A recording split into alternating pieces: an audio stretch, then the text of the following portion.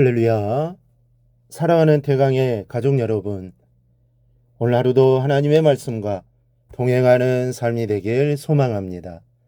오늘 함께 나눌 하나님의 말씀은 골로새서 4장 17절에서 18절 말씀입니다. 아키포에게 이르기를 주 안에서 받은 직분을 삼가 이루라고 하라. 나 바울은 친필로 문안하노니 내가 매인 것을 생각하라. 은혜가 너희에게 있을지어다. 아멘. 이 매여 있다는 말은 긍정적인 의미가 없는 것은 아니지만 이 대부분 매여 있다는 말을 쓸 때는 부정적으로 쓸 때가 많습니다. 일에 매여 있다라는 말처럼 이 대부분의 현대인들은 일에 매여 있는 경우가 많습니다. 일거리를 너무나 많이 안겨줘서 일에서 벗어나지 수 없는 경우도 있지만 그렇게 일평생을 일하다 보면 일 중독이 되어 일이 없으면 오히려 불안해서 아예 일을 안고 사는 경우도 있습니다. 출산한 엄마는 얘한테 매여 있다고 말하는 경우가 많습니다. 아이에게서 한시도 눈을 뗄 수가 없고 또 무엇을 하더라도 안고 업고 일을 하고 어디를 가더라도 아이를 데리고 가야 하고 이렇게 아이에 매여 있게 됩니다. 그러면 정말 숨쉬기도 힘들 만큼 여유도 없고 자신을 돌아볼 시간도 없어서 내가 누군가 하고 또 그만큼 매여 있다는 것은 부정적인 의미가 강합니다. 그러면 매여 있다는 말에는 긍정적인 부분이 있다고 했는데 어떨 때 그것이 이 긍정적인 말이 될까요?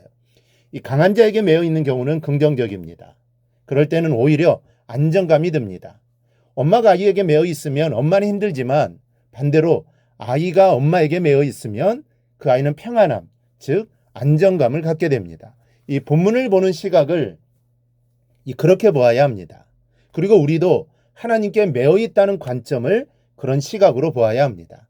이 바울은 마지막 절에서 내가 매인 것을 생각하라라고 말씀하고 있습니다. 여러분 생각해 보십시오.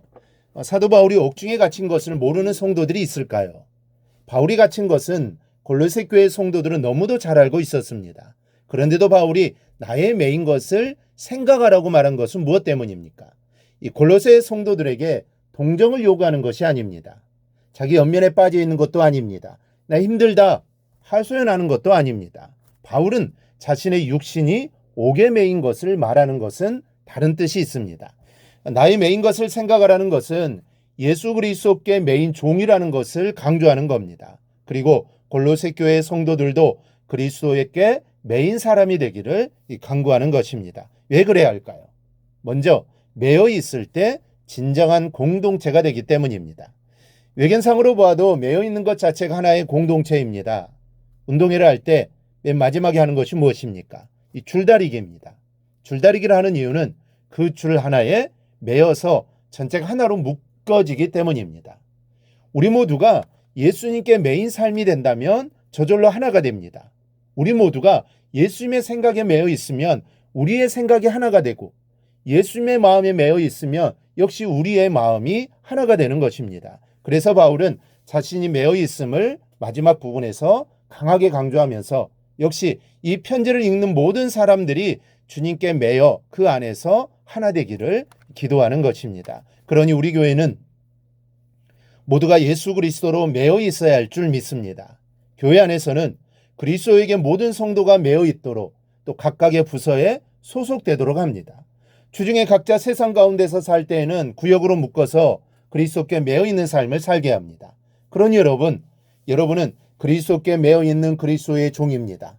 목사만 그리스도의 종이 아닙니다. 우리 모두는 다 그리스도의 종입니다. 그리스도 안에서 우리는 서로 하나라는 사실을 절대로 잊지 않기를 바랍니다. 이 사실을 잊지 않을 때 우리는 대강교회라는 한 공동체를 세워갈 수 있는 것입니다.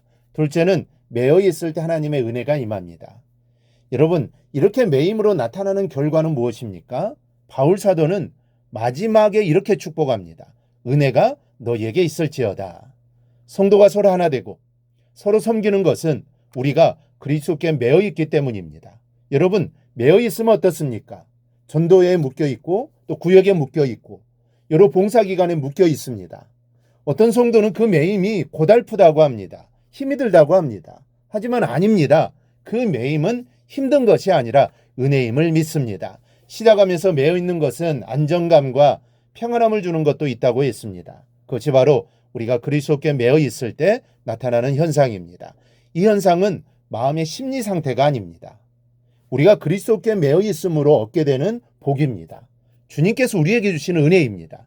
우리는 그리스도께 매어 있는 그리스도의 사역자들입니다. 그런데 그 매임에서 벗어나려는 분들도 있습니다. 안타깝지만 그것은 동시에 그리스도의 은혜에서 벗어나게 됩니다. 그러니 우리가 그리스도께 매어 있음을 늘 감사하고 함께 매어 있음으로 서로 하나 되는 기쁨을 여러분 누리기를 바랍니다.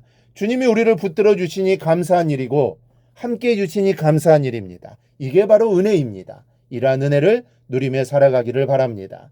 이제 골로새서를 매듭 짚습니다. 이 다른 무엇보다도 우리가 골로새서를 묵상하면서 우리가 그리스도께 묶여 있다는 사실에 평안함과 안정감을 갖게 됩니다. 묶여 있음을 확인하면서 성도 간의 하나됨을 확인하게 됩니다. 우리 모두 평생 그리스도께 매어 살아가기를 바랍니다. 그리스도께 매어 있을 때 하나님의 은혜가 임하게 될 줄 믿습니다. 이 사실을 기억하고 그리스도께 매어 있어 주님과 일평생 동행하는 삶을 꼭 살아가기를 주님의 이름으로 축원합니다. 오늘 묵상한 말씀을 굳게 잡고 삶으로 실천하며 살아내는 대강의 모든 성도들이 되기를 축복합니다.